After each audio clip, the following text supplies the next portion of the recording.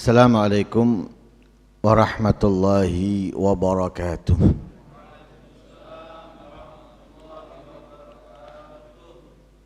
Bismillah walhamdulillah.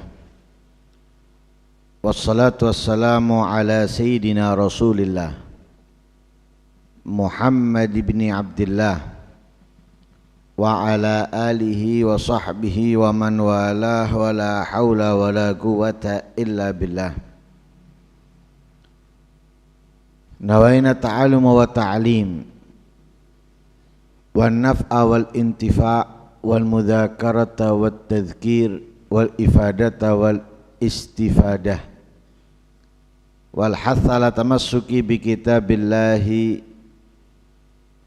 wa sunnati rasulihi wad du'a ilal huda wad dilala alal khair ibtigha'a wajhillahi wa mardatihi wa qurbihi wa thawabihi minallahi ta'ala. Qala al-musannif rahimahullah wa nafa'ana bihi wa ulumikum fid darain amin. Man lam takun basiratun tahdihi tala ta'abul muallimin wal muaddibina fihi. Man lam takun lahu basirah, siapa orang yang tidak memiliki basirah,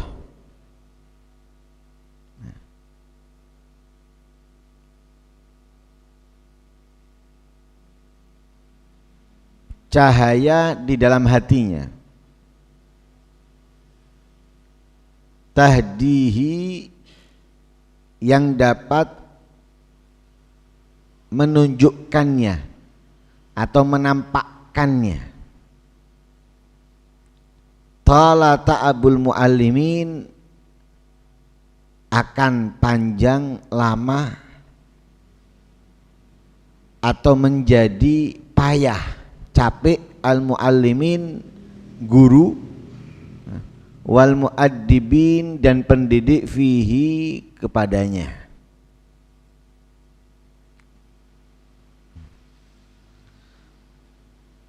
Orang yang tidak memiliki mata hati alias mata hatinya buta, guru dan pendidik akan capek mendidiknya,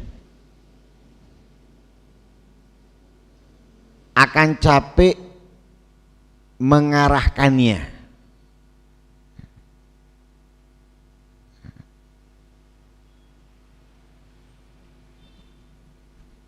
Karena ia tidak akan dapat melihat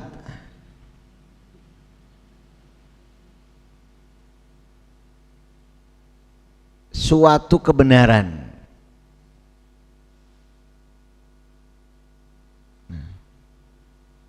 Tidak dapat mengetahui dan memahami yang benar dari yang salah.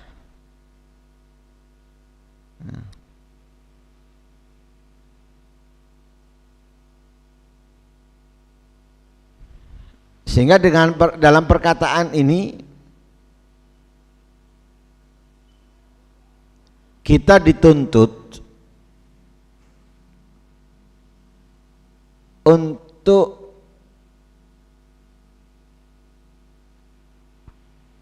memiliki mata hati,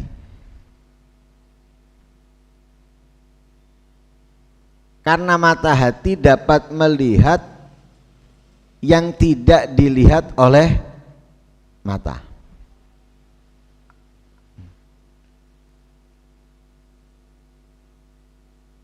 Dan tidak bisa tertipu dengan kemasan apapun yang dikemas dari kesalahan, dari kesesatan.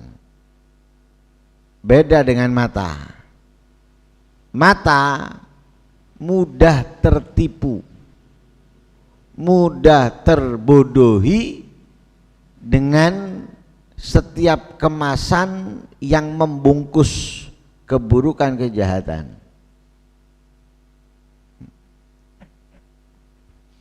Ada orang pura-pura melas, air matanya mengalir, sedih, wajahnya mewek, lesu dan lain sebagainya.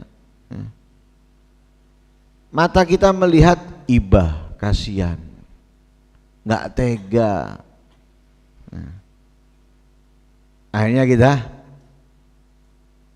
jamu, kita ngasih, kita ini, kita itu. Padahal orang tadi hanya menipu.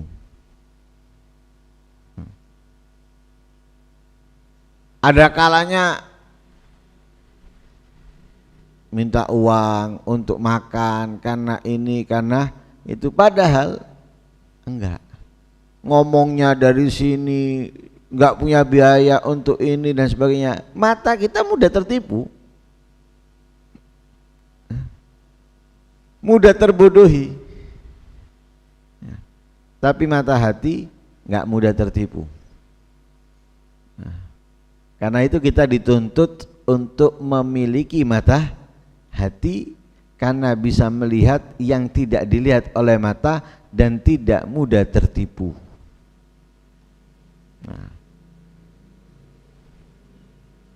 Tidak terlihat oleh mata, tapi mata hati melihatnya, kebohongan seseorang,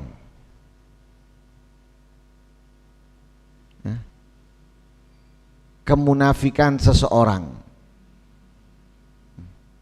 Sekarang kita dengan mata ini nggak bisa ngelihat orang munafik.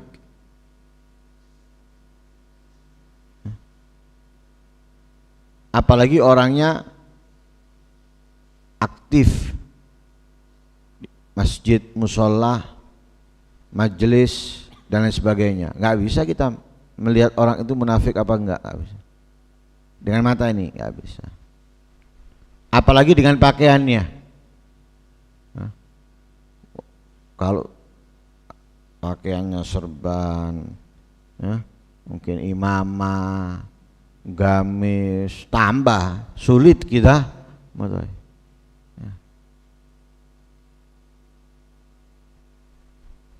Kalaupun kita mengatakan ini munafik, itu belum tentu ia munafik, karena mungkin hanya beda pilihan dengan kita. Kemudian kita anggap yang di belanya itu adalah orang yang benar, lawannya adalah orang yang salah. Kita anggap yang lawan kita dalam seperti pemilihan itu, kita anggap itu adalah yang munafik karena ini, karena itu mata yang tertipu. Tapi kalau mata hati enggak, tidak akan tertipu. Kenapa? Mengetahui sesuatu yang tidak dilihat oleh matanya.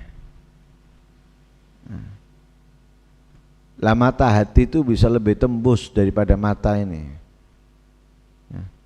Sesuatu yang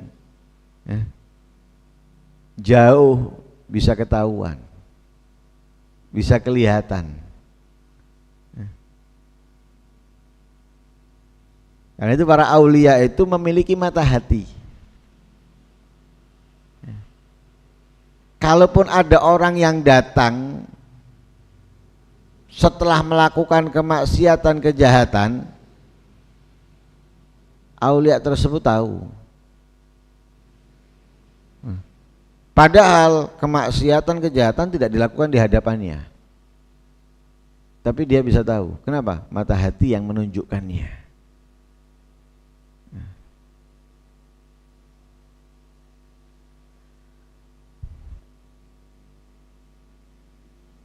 Lah mata hati ini tempat hidayah, petunjuk, tempat taufik, tempat pemberian-pemberian Allah. Karena itu seseorang yang menggunakan mata hatinya dia akan mendapatkan hidayah untuk segala sesuatu yang bermanfaat untuk akhiratnya. Dan dia akan mendapatkan atau sampai kepada segala sesuatu yang ia inginkan. Dan dia akan meningkat dari derajat ke derajat, dari makom ke makom sampai yang paling tinggi. Walaupun matanya buta. Kenapa? Karena untuk mengetahui segalanya, untuk sampai kedudukan yang tinggi bukan dengan mata ini, tapi dengan mata hati. Kalau dengan mata ini, maka maaf, orang yang cacat, katarak, plusnya besar atau minnya besar dan lain sebagainya, ini nggak bisa jadi wali kalau dengan mata ini.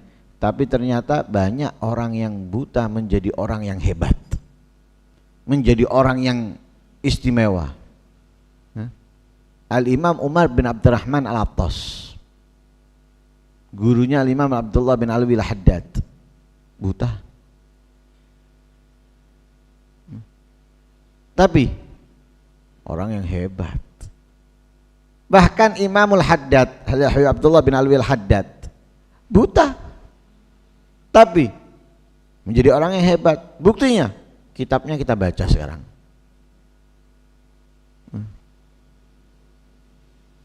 Karena ngarang bukan harus dari orang yang bisa melihat. Mungkin anaknya, mungkin santrinya, atau mungkin orang lain yang mencatatkan untuknya. Bisa jadi. Berapa banyak coba yang nggak bisa melihat hafal Al-Quran? Ini menunjukkan bahwasanya apa? Semuanya itu bukan tergantung dengan mata ini, tapi tergantung pada mata hati. Bila ingin menjadi orang yang mulia, orang yang tinggi kedudukannya, dekat dengan Allah, lebih menguntungkan buat dia daripada bisa melihat tapi digunakan untuk maksiat. Bisa mengetahui tempat-tempat yang indah tapi maksiat di sana. Bisa melihat warna-warni macam-macamnya orang, tapi yang dipakai untuk apa? Dia memandang yang diharamkan. Apa?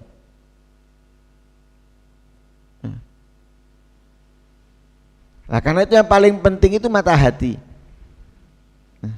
Lah orang yang tidak memiliki mata hati atau tidak memiliki cahaya di dalam hatinya, ini tidak akan mendapatkan hidayah segala ke segala sesuatu yang manfaat untuknya dari kebaikan dunia ataupun akhirat. Nasihatnya orang yang menasihati nggak akan memperbaikinya. Didikan orang yang hebat dalam mendidiknya tidak akan merubahnya. Gak akan merubahnya kalau apa? Mata hatinya mati.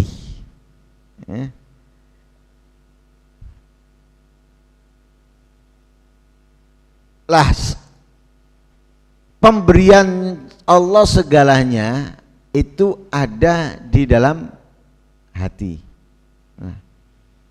Lah bagaimana kita bisa mendapatkan pemberian itu dan bermanfaat? Ya kita harus mempersiapkannya. Lah menyiapkannya bagaimana? Dikatakan wal isti'dad yatahaqqaq binuril basirah. Mempersiapkannya itu dengan apa? Membersihkan hatinya agar bisa masuk cahaya di dalamnya. Jadi mempersiapkannya dengan membersihkan hati. Jadi kalau hatinya itu bercahaya, bersih, pemberiannya Allah ini akan mudah turun dan masuk, mau di waktu pagi, mau di waktu malam. Tapi kalau hatinya itu tertutup, gelap gulita, apalagi penuh dengan cinta dunia, maka pemberiannya Allah nggak punya tempat di dalamnya. Lah kalau nggak punya tempat, maka dia datang beribadah, pulang podoh pancet, nggak berubah. Hadir majelis, pulang sama, nggak berubah.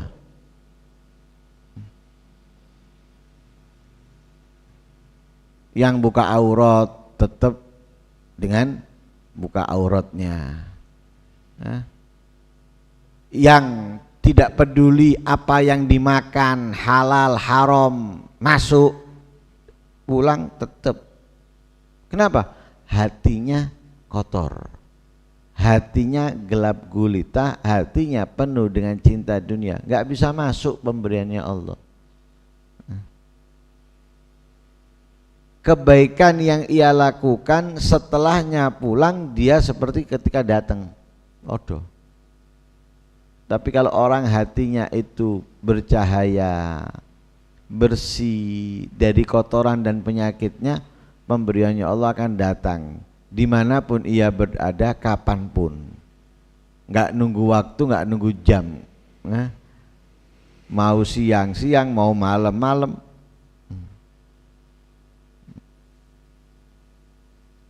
Sehingga Imam Ibn Atha'illah As-Sakandari beliau mengatakan wurudul abdad bihasabil isti'dad. Datangnya pemberian itu tergantung pada persiapan. Dan kita siap enggak menyambut pemberiannya Allah? Kalau kita siap, akan datang. Kalau mau ada tamu kita nggak siap, gimana coba? Bingung. Akhirnya nggak enak semuanya, malu. Mungkin rumah masih kotor, makanan belum ada, kita sendiri belum beres-beres, wah, nggak siap kita. Tapi kalau misalnya rumah kita selalu bersih, kemudian sudah siap memiliki hidangan dan lain sebagainya, datang tamu kapanpun, monggo. 24 jam terbuka, kapanpun datang, dia tamu datang, tempatnya sudah bersih. Mau menghidangkan makanan tinggal ngerti ada makanan yang disiapkan. Lah itu wurudul amdad bihasabil isti'dad, tergantung dengan persiapan kita. Hidayah, taufik dan yang sebagainya itu akan datang ke hati kita. Lah hati kita sudah siap enggak? Kalau siap, datang masuk. Kalau enggak siap, kita butuh bersih-bersih dulu. Seperti majelis seperti ini kan mestinya turun hidayah, mestinya turun taufik dari Allah. Kenapa? Yang kita dengarkan sesuatu yang baik. Mungkin ada hadisnya Nabi, mungkin ada ayat Al-Quran, perkataan para ulama. Lah itu adalah pintu untuk mendatangkan taufik hidayah dari Allah. Lah masalahnya hati kita siap belum? Lah kalau hati kita masih penuh dengan kotoran, kebencian kepada sesama muslim, iri, sombong, bangga diri, riya dan lain sebagainya, belum siap. Jadi turun ke yang siap tok, yang nggak siap yang nggak dapat, nggak dapat kebagian.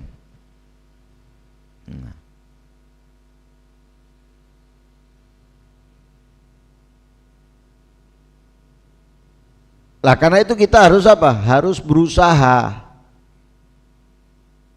untuk menjadikan hati kita siap.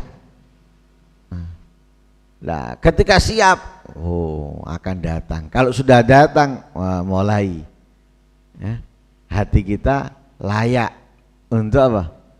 Ditempatkan cahayanya Allah Subhanahu wa ta'ala. Yang pertama, mempersiapkannya dengan membersihkan hati. Ya. Yang kedua, wa bi husnil i'tiqad fil masyayikh wal muallimin. Yang kedua, mempersiapkannya itu dengan memiliki keyakinan yang bagus kepada guru.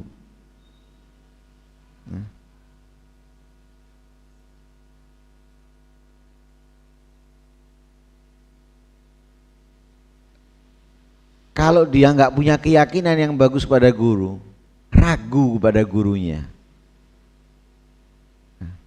lebih-lebih merendahkan, meremehkan gurunya, ini nggak bisa sampai, nggak bisa mendapatkan apa yang dia inginkan, sulit.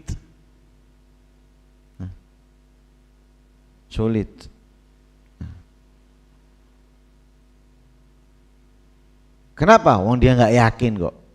Sakit datang ke dokter tapi nggak yakin dengan dokternya. Sembuh? Nggak akan. Walaupun berpindah dari dokter ke dokter, bahkan mungkin sampai dokter internasional, tapi kalau dia nggak yakin nggak akan sembuh. Kenapa? Karena pasti dia akan melanggar apa yang diperintahkan, apa yang dikatakan oleh dokternya. Dia akan menentang. Datang, diperiksa, ini. Keluar dokter, kurang paham, kurang pintar dokter. Nggak hebat sama sekali. Masa dikasih resep ini, percuma. Obatnya nggak mungkin diminum, apa yang dikatakan dokternya nggak mungkin dijalankan, percuma. Lah orang seperti itu tuh lucu, nggak percaya tapi teko, nggak percaya tapi datang. Kenapa? Sulit bagi dia untuk sampai. Karena itu seorang murid harus memiliki keyakinan yang sangat baik kepada guru. Jadi harus husnudzon, penuh kepada gurunya, dan menganggap gurunya ini orang yang istimewa, orang yang hebat. Nah, para ulama dulu itu kalau mau datang ke gurunya, berdoa kepada Allah. Dalam kandungan doanya itu memohon kepada Allah apa? Tidak terlihat atau tidak sampai mengetahui aib gurunya yang bisa mengurangi keyakinannya kepada guru. Nah, kalau kita ini kadang dolek kesalahannya guru. Gurunya dicari kesalahannya, dimata-matai. Sedangkan orang dulu itu enggak memata-matai, bahkan minta kepada Allah, mohon kepada Allah agar apa? Tertutup kesalahan gurunya. Tujuannya apa yang disampaikan dan diajarkan guru itu sangat bermanfaat untuknya. Jadi kembali lagi kepada dirinya. Jadi misalnya gurunya melakukan kejahatan, kemaksiatan, dia nggak peduli itu. Yang penting bagaimana ilmuku daripada guru ini bisa bermanfaat untukku. Lah dari mana bisa bermanfaat? Ketika dia benar-benar apa? Husnudzon, yakin kepada gurunya. Lah kita harus punya keyakinan penuh. Jadi seperti tadi tuh, kalau datang ke dokter, yakin. Insya Allah lewat dokter ini Allah menyembuhkan. Jangan nggak yakin. Nah, kalau nggak yakin, wah, jangankan dalam negeri, keluar negeri dia nggak akan mungkin sembuh. Tapi kalau yakin, insya Allah walaupun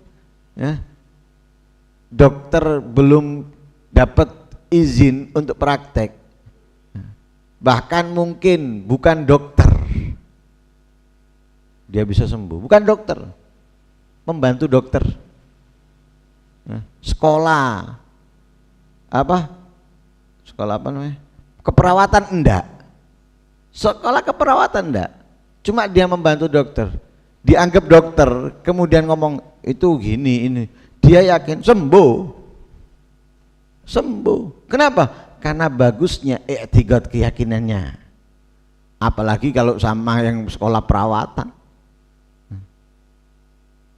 Makanya kadang dokter abal-abal itu pakaiannya meyakinkan. Pasien datang, ngomongnya enak, sembuh. Kalau misalnya ketahuan, baru loh aku ben berobat ana kono mesti cocok waras terus. Padahal nang dokter itu ndak tahu waras aku. Loh, itu bukan karena masalah anunya, i'tiqadnya itu. Itu karena i'tiqadnya. Karena keyakinannya. Coba kawan baleni meneng kalau sudah ketahuan abal-abalnya. Tak kira gelem deh. Mau kok mal praktek akhirnya. Setelah ketahuan, tadinya enggak. Kenapa? Husnul i'tiqadnya. Karena itu ada beberapa cerita. Di antaranya Sultan Mahmud Al-Ghazi atau Al-Ghaznawi datang kepada Imam Abul Hasan Al-Khurqani.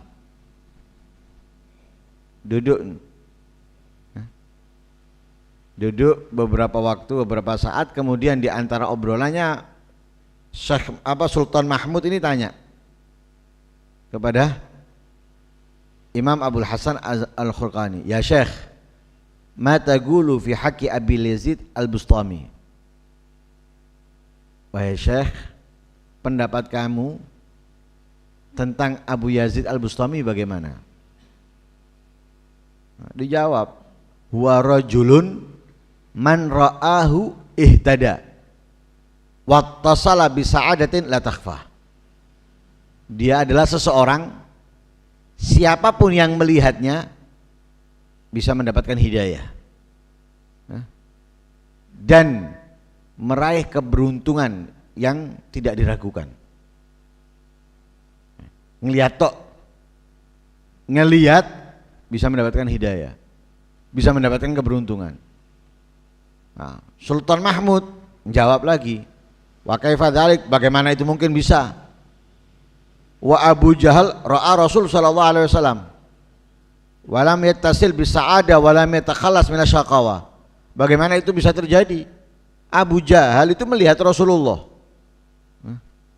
tapi enggak mendapatkan keberuntungan, tidak terbebas daripada celaka. Maksudnya apa? Rasulullah lebih hebat dari Abu Yazid Al-Bustami, kok bisa yang melihat Abu Yazid mendapatkan keberuntungan, mendapatkan hidayah, sedangkan melihat Rasulullah enggak mendapatkan keuntungan, tidak mendapatkan keberuntungan, malah celaka. Loh, logika masuk.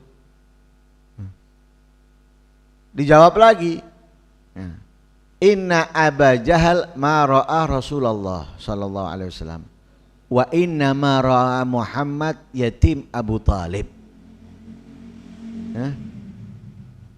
Abu Jahal itu tidak melihat Rasulullah. Yang dilihat oleh Abu Jahal adalah Muhammad itu yatimnya Abi Talib. Artinya tidak meyakini, tidak meyakini kenabian dan kerasulannya Nabi Muhammad. Dia hanya melihat sosok Nabi Muhammad adalah yatimnya Abu Talib, anak yatim yang diasuh oleh Abu Talib.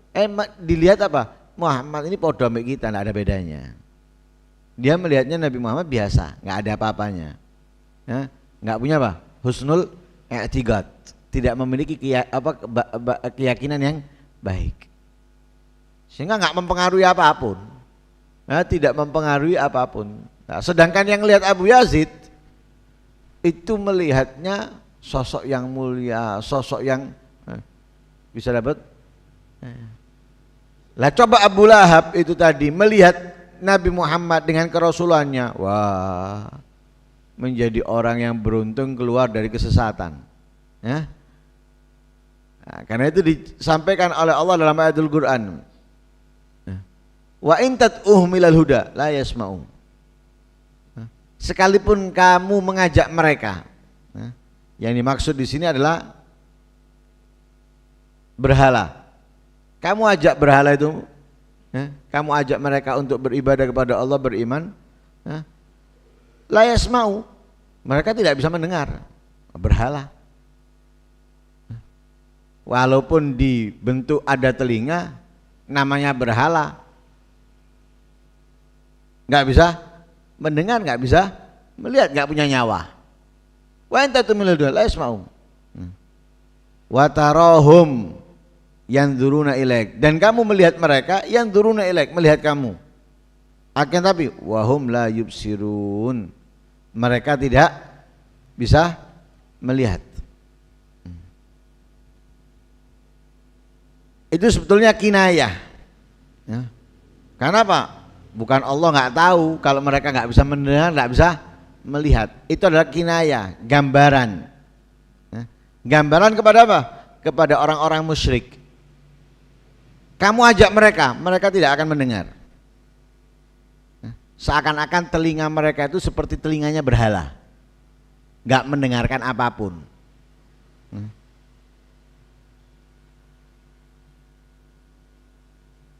Kalaupun mereka melihat kamu, kamu melihat mereka, tapi mereka tidak melihat kamu.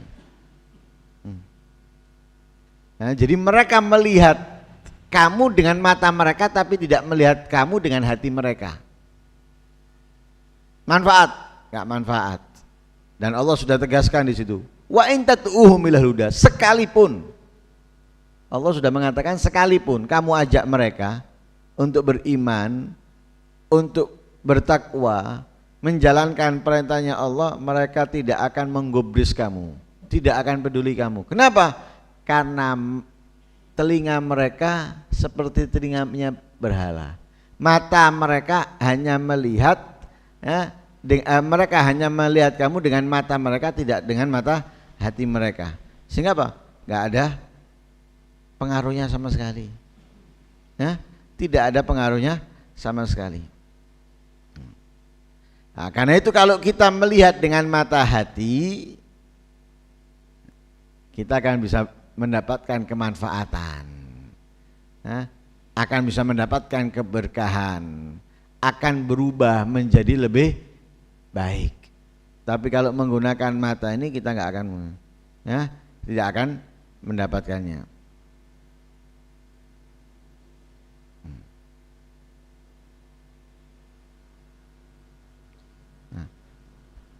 Nah, karena itu dikatakan fan nadhar binuril basar la yujibul ihtida was sa'adah. Melihat dengan mata itu tidak menyebabkan kita mendapatkan hidayah dan keberuntungan. Balin nadhar binuril basirah yurithu dzalik. Justru atau melihat dengan mata hati yang bisa menyebabkan kita mendapatkan hidayah dan keberuntungan.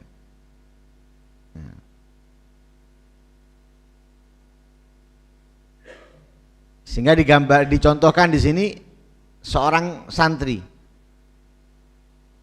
belajar kepada seorang guru, komplit lengkap gurunya ini. Gurunya ini seorang mursyid, penasehat dan yang lain sebagainya. Sifat-sifat yang istimewa sudah. Tapi masalahnya yang belajar kepadanya ini adalah masih kerabatnya.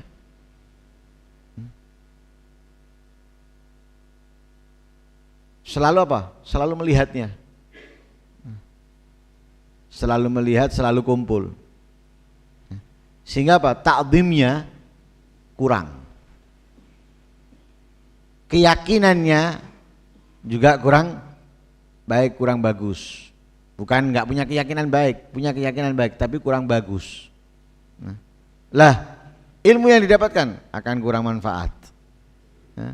Kurang manfaat. Didikannya kurang menghasilkan.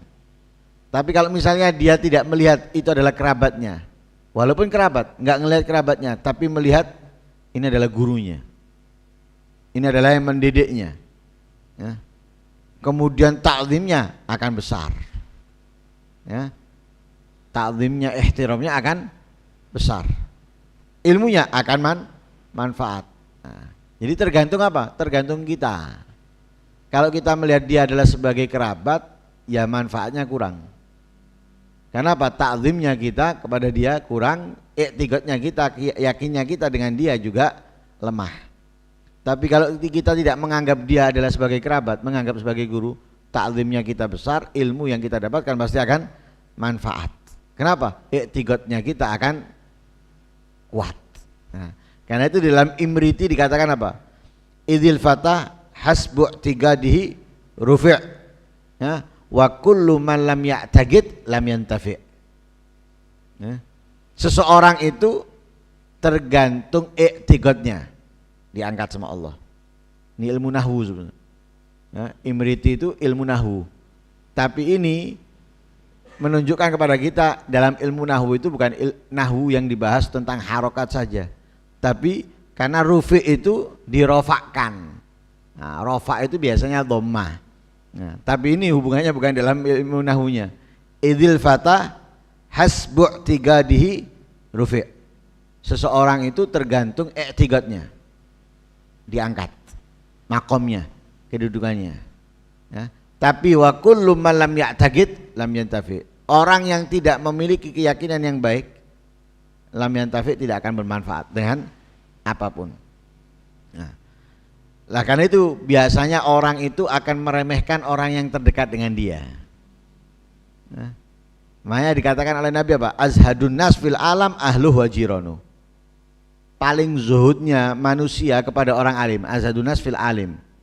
Nah, paling zuhudnya seseorang kepada orang alim, ya, paling tidak merasa tidak membutuhkan, orang yang paling tidak merasakan membutuhkan kepada orang alim itu siapa?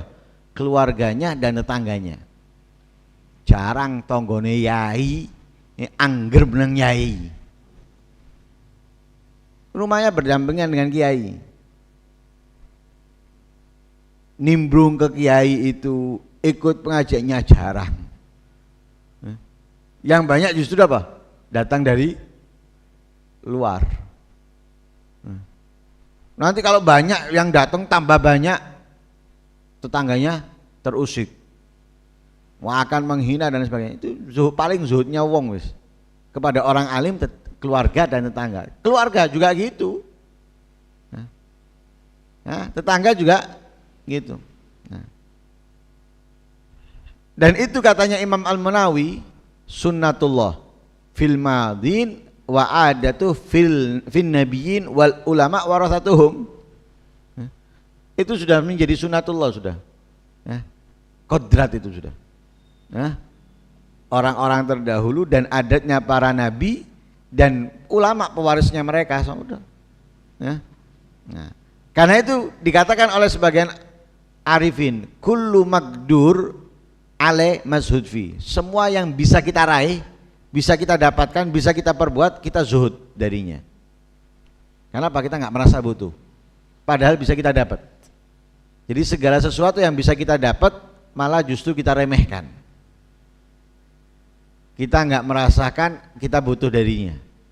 Tapi wa kullu mamnu'in minhu marghub fi. Semua yang sulit kita raih, semua yang sulit kita dapat, apalagi dilarang, justru semangat kita untuk mendapatkannya. Semangat kita untuk memilikinya. Jadi yang dekat dibuang, yang jauh, yang sulit didapatkan dicari. Gitu lah. Imam Mawardi berkata apa? Fa idza garuba minkal alim fala tatlub ma ba'ud. Kalau kamu itu tempat kamu dekat dengan orang alim, jangan nyari yang jauh. Jangan nyari yang jauh. Kalau kamu dekat dengan orang alim, tempat kamu itu jangan nyari yang jauh. Kenapa? Warubbama in ba'atsat nafsul insan ila man ba'uda anu istihanatan mimman garuba minhu. Karena atau kebanyakan, kenapa dia milih yang jauh? Itu berarti karena dia meremehkan yang dekat. Meremehkan yang dekat. Yang jauh lebih dimuliakan. Itu sudah sebuah kesalahan. Wa talab masauba ihtiqaran lima sahulale. Mencari yang sulit. Kenapa? Meremehkan yang mudah. Yang mudah dia dapat diremehkan. Mencari yang sulit. Ini meremehkan yang mudah. Gampang. Meremehkan yang mudah menjadi yang wantaqala ila man lam yakhburhu malanan mimman khabaruh fala yudriku matluban wala yadfar wita'il. Walhasil intinya, mau kemanapun kita, kalau kita tidak memiliki mata hati, kita mencari ilmu kepada guru, siapapun guru itu, setinggi apapun kedudukannya di sisi Allah, tapi kalau kita nggak punya mata hati, akan capek dia mengajari kita, akan capek dia akan mendidik kita. Kenapa? Nggak berpengaruh sama sekali, nggak merubahnya sama sekali, nggak menjadikannya orang sama sekali. Kenapa? Mata hatinya tertutup. Tapi kalau mata hatinya terbuka, ya Allah, nggak usah jauh-jauh, dengan yang ada di dekat kita, itu bisa membuat kita menjadi orang yang hebat dan spesial, menjadi orang yang sangat tinggi kedudukan dan kemuliaannya. Padahal di tempat yang terpencil dengan apa adanya, tapi karena mata hatinya terbuka, membuat dia cepat mendapatkan kedudukan yang istimewa dari Allah Subhanahu wa ta'ala. Jadi semuanya tergantung kita dalam belajar, bukan tergantung guru. Pertama itu tergantung kita, bagaimana hati kita untuk mendapatkan ilmu tadi itu, kemudian bagaimana keyakinan kita kepada yang mengajar. Kalau dua ini ada, sudah akan mudah dan bermanfaat apapun yang kita dapatkan. Tapi kalau kita mata hati siap, tapi keyakinan nggak siap, kemanapun percuma. Keyakinannya siap, hatinya nggak siap, percuma. Jadi butuh dua, butuh mata hati dan keyakinan yang bagus. Itu bisa membuat kita mendapatkan, meraih kemanfaatan dari apa yang kita pelajari dari siapapun gurunya. Semoga Allah Subhanahu wa ta'ala menjadikan kita orang yang memiliki mata hati, dengan penuh cahaya, sehingga kita bisa mengetahui apa yang tidak diketahui oleh mata kita, dan tidak tertipu dengan apa yang kita lihat dengan mata kita, tapi kita melihatnya dengan mata hati. Amin Allahumma amin. Wa sallallahu alaihi wasallam Muhammadin wa ala alihi wasallam. Alhamdulillahi rabbil alamin.